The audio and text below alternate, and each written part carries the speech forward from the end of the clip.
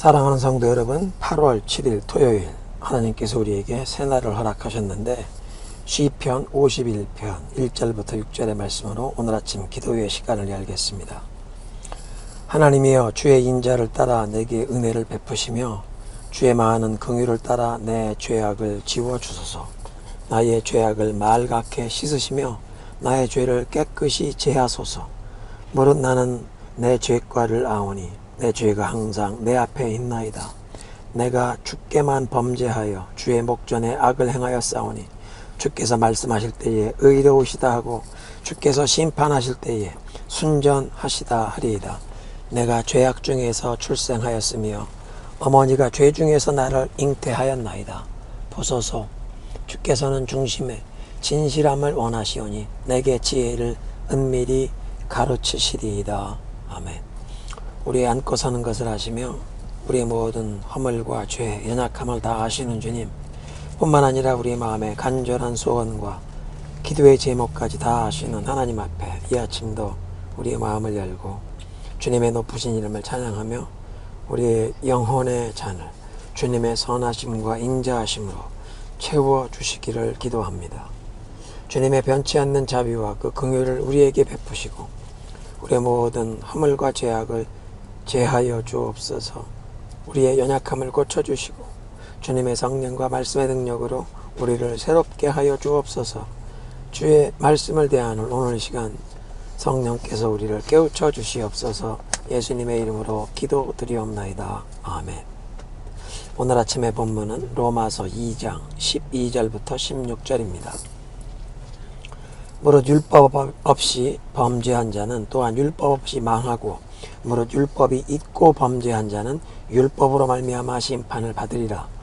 하나님 앞에서는 율법을 듣는 자가 의인이 아니요 오직 율법을 행하는 자라야 의롭다 하심을 얻으리니 율법 없는 이방인이 본성으로 율법의 일을 행할 때에는 이 사람은 율법이 없어도 자기가 자기에게 율법이 되나니 이런 이들은 그 양심이 증거가 되어 그 생각들이 서로 혹은 고발하며 혹은 변명하여 그 마음에 새긴 율법의 행위를 나타내느니라. 곧 나의 복음에 이른 바와 같이 하나님이 예수 그리스도로 말미암아 사람들의 은밀한 것을 심판하는 그날이라. 로마서를 묵상할 때 이것을 사도 바울이 그 기독교 교리를 집대성한 교리 강론이라고 접근하는 것보다는 처음 사도 바울이 로마에 있는 교우들에게 이 편지글로 기록했던 당시의 그 역사적 배경을 살펴보고 그런 큰 그림 안에서 본문을 처음 받았던 그 로마 교회의 성도들은 이 사도 바울의 편지를 어떻게 이해했을까를 상상해 보면 본문이 오늘날 우리들에게 어떤 의미를 주시는지 묵상하는 데 도움이 많이 됩니다. 로마서는 사도 바울이 제3차 전도 여행을 마무리하는 시기인 주후 57년 겨울에 그 지중해 지역에서 겨울 풍랑으로 항해가 불가능했기에 그 겨울철을 이제 고린도에 머무는 동안 로마에 있는 교우들에게 편지를 적어 보낸 내용입니다. 2차 전도 여행에 고린도에 처음 도착했을 때 브리스길라와 아굴라를 만나게 되었는데 저들이 로마 황제 글라우디오가 모든 유대인들은 로마를 떠나라는 명령을 내려서 고린도로 이주해 왔다는 내용이 사도행전 18장 2절에 기록되어 있습니다. 그 글라우디오 황제의 유대인 로마 추방령이 역사적으로 주후 49년에 내려졌는데 글라우디오 황제가 주후 54년에 죽었고 그때부터 유대인들이 다시 로마로 돌아갈 수 있었습니다. 언제 로마에 처음 교회가 세워지고 그리스도인들이 생겼는지는 정확하게 밝혀지진 않았지만 주후 30년경 그 오순절 성령 세례 사건에 예루살렘에 와 있던 순례자들 중에 로마에서 왔던 유대인들 중에서 복음을 듣고 그리스도인이 되어 로마로 돌아간 사람들이 분명히 있었을 것입니다. 그렇게 오순절 이후에 로마에 처음 그 그리스도의 복음이 전해지고 교회가 세워졌을 때 유대인 배경의 크리스천들이 구약 성경의 지식이 많았기 때문에 헬라인, 그 이방인 배경의 교우들을 가르치는 교회 지도자의 입장에 있었을 것입니다. 그렇게 교회가 15년 이상 존재하다가 주후 49년 유대인 로마 추방령이 내려지면서 교회를 이끌던 유대인들이 로마를 떠나야 했고, 약 5, 6년 동안 로마 교회는 이제 이방인들, 헬라인 교우들이 그 유대인 형제들의 도움 없이 모여서 예배드리고 하나님의 말씀을 배우고 성도의 교제를 나누며 전도했을 것입니다. 그런데 주후 54년 글라우디오 황제가 죽으면서 추방되었던 유대인들이 본래 생활의 터전이었던 로마로 돌아올 수 있게 되었고, 그 중에 로마 교회의 과거 지도층이었던 그리스도인들이 로마로 돌아와 보니 과거에 자기들이 가르치며 지도했던 그 헬라인 교우들이 교회의 지도자들이 되어 그동안 예배를 인도하고 설교를 하고 있는 것입니다. 어떤 면에서는 감격적이고 대견하다고 생각하는 유대인 교우들도 있었겠지만, 많은 유대인 교우들은 그렇게 교회를 이끄는 헬라인 배경의 지도자들이 구약 성경도 제대로 알지 못한다고 생각하면서 오랜 세월 유대교에서 율법을 배웠던 자신들의 기준으로 그 헬라인 교우들의 부족한 모습을 판단하는 사람들이 있었습니다. 저 사람들은 구약 성경도 제대로 알지 못하고 돼지고기를 먹고 부정한 음식을 먹는 것이 잘못인 줄도 모르는 무식한 주제에 예배를 인도하고 설교를 하고 있네. 그런가 하면 그동안 교회를 인도해왔던 헬라인들, 또 그들의 전도를 통해 예수를 믿게 된 이방인들은 그렇게 자기들을 판단, 정죄하는 유대인 형제들을 보면서 저 사람들은 율법주의의 굴레를 아직도 벗어나지 못한 사람들이라고 생각했을 것입니다. 그래서 주후 57년 사도 바울이 로마에 있는 교우들에게 편지를 보내는 시점에서는 벌써 3, 4년간 로마로 귀환한 이 유대인 배경의 교우들과 헬라인 배경의 교우들 간에 마음이 나뉘어서 서로를 판단하는 이 갈등이 존재하는 상황이었습니다. 이런 역사적인 배경과 상황에서 사도 바울은 먼저 그리스도의 복음을 통해 밝혀진 하나님의 공의를 선포하면서 1장 18절부터 3장 20절까지 그 모든 사람들의 불의함에 대한 공의로운 하나님의 진노와 심판, 하나님이 도리어 판결하시고 판단하신다. 이 하나님의 진노와 심판을 선포하는데, 먼저는 1장 18절부터 32절까지 이방인들의 불의함을 하나님께서 심판하신다. 또 2장 1절부터 3장 8절까지는 유대인들의 불의함을, 율법 있는 유대인들의 불의함을 하나님이 심판하신다. 3장 9절부터 20절은 유대인이나 헬라인이나 구분 없이 모든 사람들의 그 불의함을 하나님 앞에서 심판받는다. 그렇게 선포하는 것입니다. 그리고 이어지는 내용에선 유대인이나 헬라인이나 구분 없이 오직 예수 그리스도를 믿는 믿음으로 하나님 앞에서 의롭다 하심을 얻고 구원에 이르는 그 이신칭의의 복음을 가르치고, 12장부터는 그런 복음에 근거하여 성도들의 삶에 구체적으로 실천해야 할 내용을 이제 15장, 16장까지 가르치고 있습니다. 이런 전체적인 그림 안에서 보면 오늘 본문은 모든 죄인들을 향한 공의로우신 하나님의 심판이란 그 주제하에 특별히 율법을 더 많이 안다는 자부심을 가지고 헬라인들을 깔보고 판단하던 유대인들의 불의함을 하나님께서 판단, 심판하신다. 그 문단에 속한 본문이었습니다. 본문 12절, 율법을 모르는 이 이방인이 죄를 지을 때 그들은 율법에 관계없이 망한다. 즉 율법에 상관없이 최후의 심판을 받게 된다. 그런가 하면 율법 아래서 율법을 받아 하나님의 법도를 안다는 유대인이 죄를 지으면 율법으로 심판을 받게 될 것이라. 13절, 하나님 앞에서 의롭다 인정함을 받는 사람은 율법을 듣기만 하는 사람이 아니라 그 율법대로 사는 사람이다. 예수님께서도 나더러 주여 주여 하는 사람이 아니라 주님의 말씀을 듣고 순종하는 자가 천국에 들어간다고 하셨고, 또 그 천국 복음을 듣기만 하고 실천하지 않으면 모래 위에 집을 지은 사람 같고, 말씀을 듣고 행하는 사람이 반석 위에 집을 지은 사람 같다고 하셨습니다.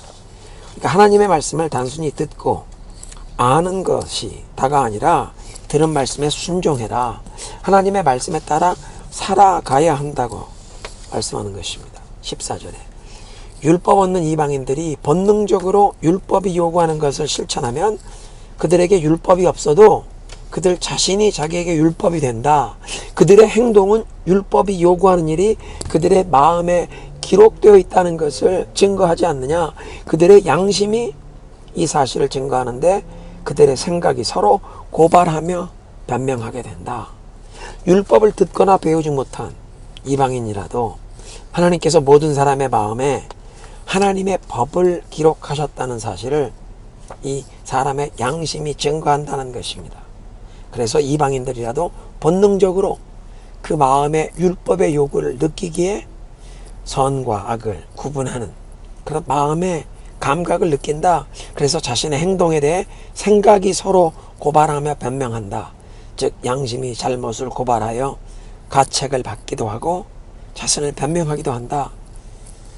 물론 사람들의 양심이 모두 각기 다른 기준을 가지고 있고 죄에 대한 그 민감함이 천차만별 다를 수 있지만, 그리고 어떤 사람들은 이 잘못된 행실에 대한 양심의 가책을 계속 무시하며 죄 가운데 행하면서 양심이 화인 맞은 경우도 있지만, 모든 사람들에게 양심이 주어졌고 자신의 행위에 대해서 그 양심의 가책, 고발이나 변명을 한다는 사실만 가지고도 모든 사람이 하나님 앞에서 자신의 행실에 대하여 선악간의 심판을 받을 것을 증거한다는 것입니다.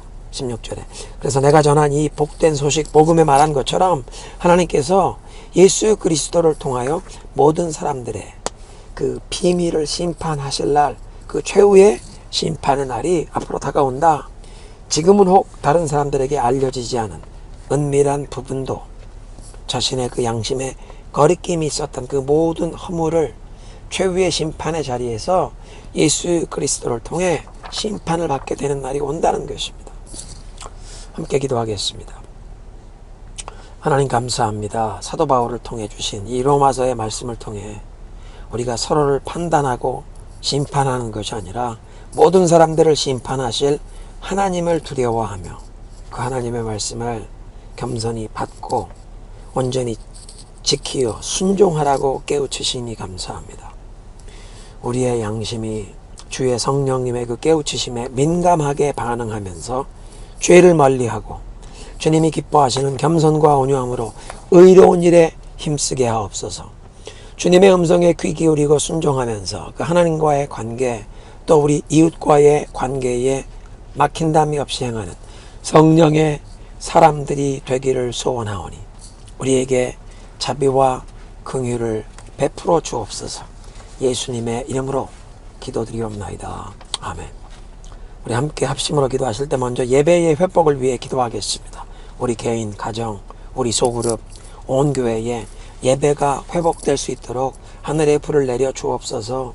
이 계속되고 있는 코로나, 이 델타 변이 확산에 주의 백성들을 보호하시도록, 특별히 아직 백신 공급이 부족한 열악한 선교 현장에 계신 우리 선교사님들과 가족들, 그 땅의 주의 백성들을 보호하여 주옵소서. 그 예수 그리스도의 구원과 치유, 회복해 하시는 역사가 더욱 능력 있게 열방 중에 선포되게 하옵소서. 또 우리 교우들도 직장에서, 생업의 현장에서 보호하시고 주의 백성들의 필요를 공급하여 주옵소서. 또 백신을 맞지 못한 우리 어린 자녀들이 감염되지 않도록 보호하옵소서. 연로하신 우리 부모님들과 병약한 성도들을 보호하시고 붙들어 주시고, 특별히 병마와 싸우고 있는 성도들을 주님께서 십자가의 피 묻은 손으로 안수하시고 건강의 회복을 주옵소서. 두고 온 조국 대한민국과 한국교회를 위해 기도하시고 우리 민족에게 복음 통일의 길을 열어주시도록 우리 함께 기도하겠습니다.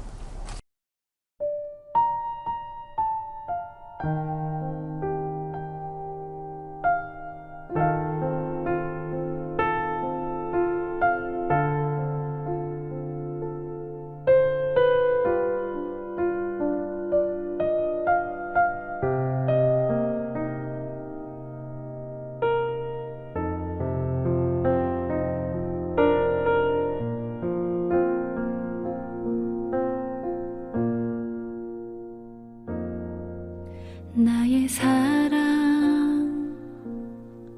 너는 어여쁘고 참 귀하다.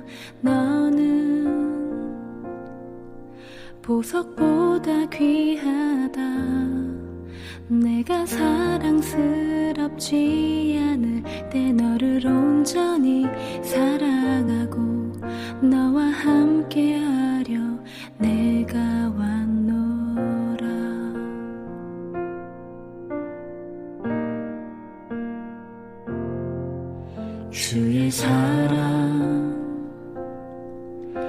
사랑은 결코 변치 않아. 모든 계절 돌보시네. 푸른 마르고 꽃은 시든 나 주의 말씀은 신실해. 실수가 없으신 주만 바라라.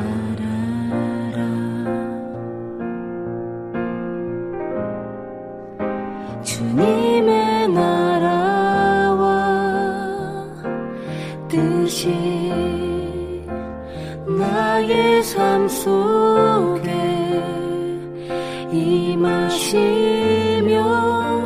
주님 알기를 주만 보기를 소망해.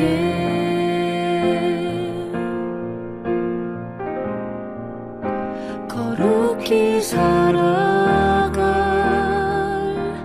힘과 두려움 없는 믿음 주신 나의 하나님. 완전한 사랑 찬양해.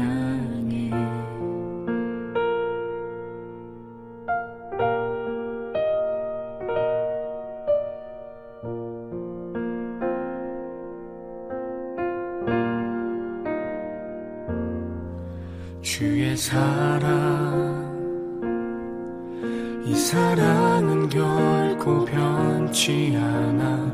모든 계절 돌보시네. 푸른 마르고 꽃은 시드나 주의 말씀은 신실해. 실수가 없으신 주만 바라라. 주님의 나라와 뜻이 나의 삶 속에 임하시며 주님 알기를 주만 보기를 소망해.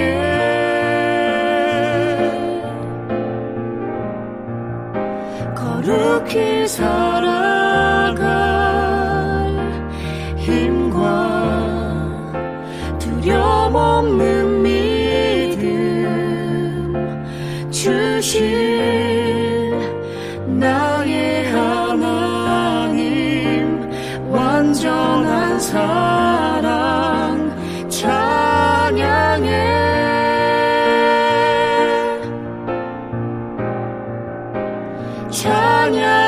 찬양하리 만군의 주 영원히 함께 하시네. 존귀하신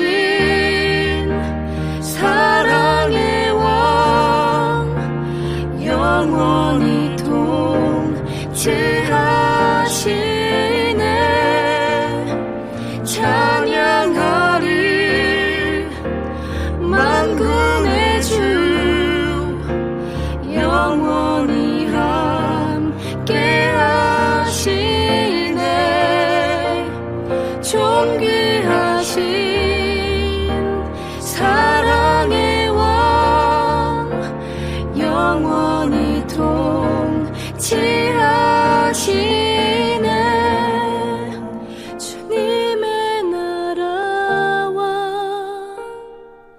뜻이 나의 삶 속에 임하시며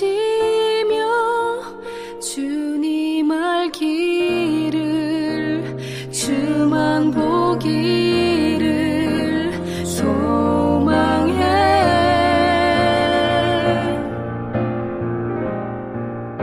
주님의 나라와 주님 나라와 주님의 나라와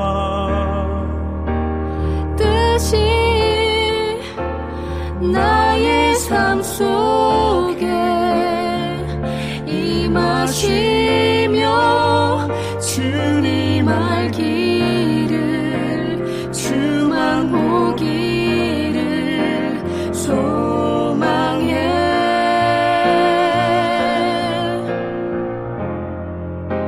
거룩히 살아갈